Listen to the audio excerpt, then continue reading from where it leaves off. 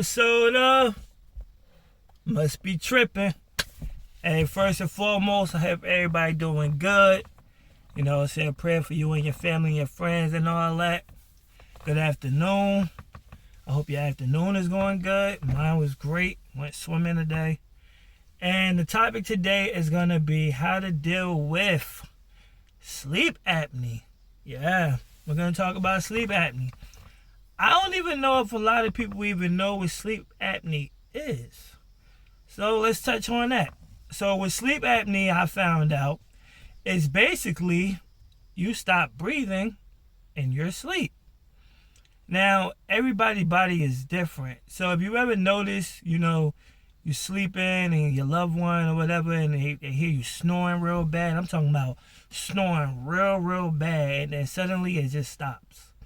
So at that point in time, your heart just stopped.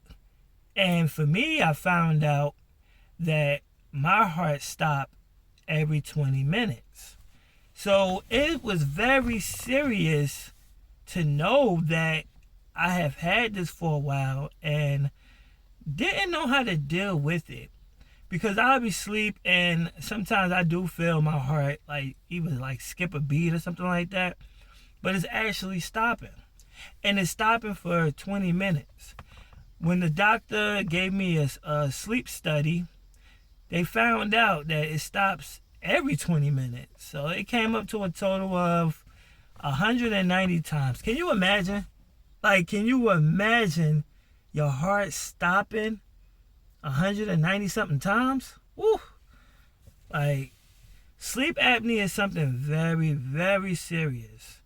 And if you have it, or don't even know if you have it, you need to go get yourself checked out. These are the signs. Snoring real loud. Shortness of breath. That happened to me. I had a shortness of breath. A lot of people say it's dealing with your weight. I'm about 240 now. I'm still cutting down because I have a CPAP machine, and that's exactly what's helping me now. So before, I stopped breathing every 20 minutes. Now I stop breathing every 2 hours or something like that. So it has got better because I have the machine. And the machine is not cheap. When my pulmonologist, that's what I went to, when my pulmonologist told me that they was giving the information to my insurance company, I had to pay $50 a month. I only did that one time. Once they seen how serious it was, the insurance paid it off. So I got the machine for the rest of my life. I'm good. But my machine has been acting up lately. It has a slow leak in it in the mass department where the holes just keep popping off. So I'm getting that checked out as soon as possible. Another thing dealing with, sleep apnea. For me, out the day, I'll be real weak. I need that oxygen. If you're not getting enough oxygen to the brain, that's the problem that I keep running across. So at night, like I said, my machine is acting up right now. So if I'm not getting enough oxygen to the brain, the next day, I'm tired. I'm weak. I'm falling asleep at the wheel. It is very serious, people. Sleep apnea is nothing to play with. It's nothing to play with. I promise you. It's not.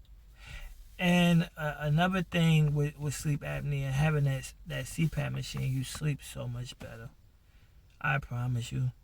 You sleep so much better. You gotta put a mask over your face and get on the machine. But you sleep so much better. I sleep great when I have a great episode. Because it'll show me in the morning, certain faces. It'll show if it's a red face, it was not a good night. Green face, it was a great night. So, yeah, how I deal with sleep apnea, taking one day at a time. I love to be on my machine. I'm on it more than often because I'm trying to get all my oxygen. But I was just told from my pulmonologist, if I could get down to 190, about 190, I might not need no machine. Like, sleep apnea might be gone. But I know somebody that's skinny and he has sleep apnea. So I don't think it's a weight issue. I really don't. I don't think it's a weight issue. And now they got this new thing called the Inspire. The Inspire, people. So with the Inspire, it's a CPAP machine. But it's inside of you. Yeah. So what they do is do small excision to your neck. Cut that open. So they can run the wire down to your chest. And this is going to be like a little small machine that sit right there. And you'll have a remote. And I believe you can just put it to your chest. And when you go to sleep, it'll pop on. So basically, the reason for that is because your airways are not open up enough. So with the Inspire, it's going to open your airways up. So when you sleep and you're having a hard time of breathing, your airways are not open up enough. So that's the main reason for the CPAP machine, is to open them airwaves up. You want to open them up. You got to open them up. Another thing that I deal with when it comes with sleep study is I would say I'm falling asleep a lot. Falling asleep more than anything, because I'd be out with the family and I just like suddenly sleepy. So I disappear from the family for a minute and I'll get on my machine. And yeah, I'll be knocked out for a minute. Because it's like I just love to sleep. I don't know if a lot of people love to sleep like I do, but I love to sleep. That's like one of my favorite things to do. I think because it recharges my brain. You know, it helps me to think better, think more.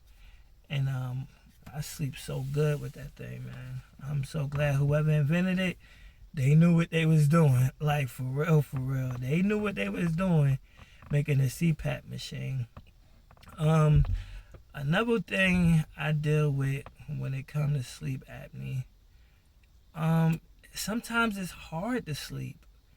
Like, with that machine, right, it's like an amplifier.